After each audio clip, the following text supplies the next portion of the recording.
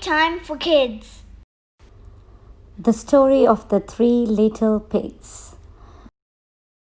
Once upon a time, there was an old pig with three little pigs. And as she had not enough to keep them, she sent them out to seek their fortune. The first that went off met a man with a bundle of straw and said to him, "Please, man, give me that straw to build me a house." Which the man did, and the little pig built a house with it. Presently came along a wolf and knocked at the door. Knock, knock, and said, little pig, let me come in." To which the pig answered, "No, no, by the hair of my chinny chin chin." "Then I'll huff and I'll puff and I'll blow your house in," said the wolf. So he huffed and he puffed and he blew his house in and ate up the little pig. The second pig met a man with a bundle of furs and said, "Please, man, give me that furs to build a house." Which the man did, and the pig built his house. Then along came the wolf and said, little pig, let me come in." "No, no, by the hair of my chinny chin chin." "Then I'll huff and I'll puff and I'll blow your house in." So he huffed and he puffed and he huffed, and last he blew the house down and ate up the second little pig. The third little pig met a man with a load of bricks and said, "Please, man, give me those bricks to build a house." So the man gave him the bricks, and he built his house with them. So the wolf came as he did to the other little pigs and said, little pig, let me come in." "No, no, by the hair of my chinny chin chin." "Then I'll huff and I'll puff and I'll blow your house in." Well, he huffed and he puffed and he huffed and he puffed and he puffed and he huffed, but he could not get the house down.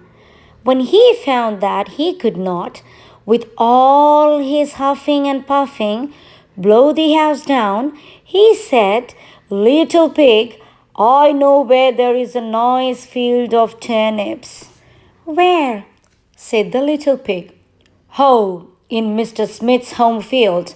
And if you will be ready tomorrow morning, I will call for you and we will go together and get some for dinner." "Very well," said the little pig. "I will be ready. What time do you mean to go?" "Oh, at 6 o'clock. Well, the little pig got up at 5 and got the turnips and was home again before 6. When the wolf came, he said, "Little pig, are you ready?" "Ready," said the little pig.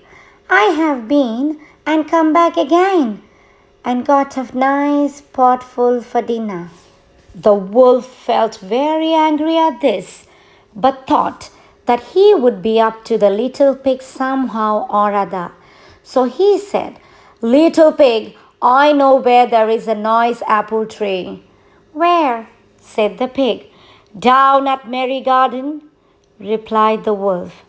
"And if you will not deceive me, I will come for you at 5 o'clock tomorrow morning, and we will go together and get some apples." Well, the little pig woke at 4 the next morning and bustled up and went off for the apples, hoping to get back before the wolf came. But he had further to go and had to climb the tree, so that just as he was coming down from it, he saw the wolf coming, which, as you may suppose, frightened him very much. When the wolf came up, he said, "Little pig, what?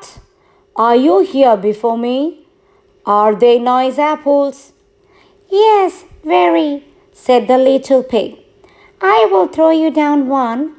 And he threw it so far that, while the wolf was gone to pick it up, the little pig jumped down and ran home. The next day the wolf came again and said to the little pig, Little pig, there is a fair in the town this afternoon. Will you go?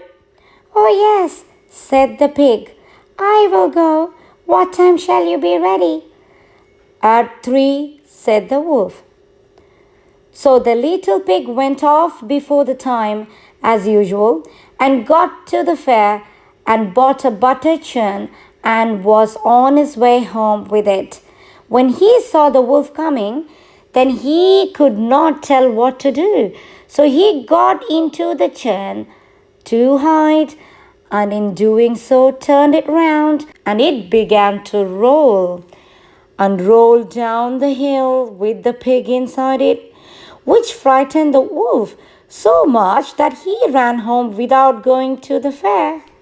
He went to the little pig's house and told him how frightened he had been by a great round thing which came down the hill past him. Then the little pig said, Ah, I frightened you, did I? I had been to the fair and bought a butter churn, and when I saw you, I got into it and rolled down the hill.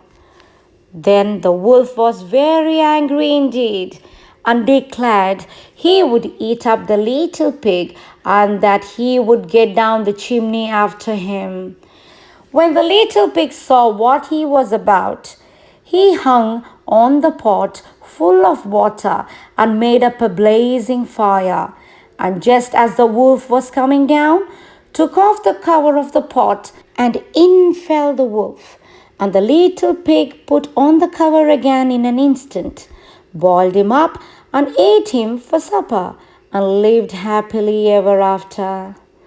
That's the end of the story. I hope you all liked this story. Thank you for listening. See you all with another interesting story next time. Take care. Love you all.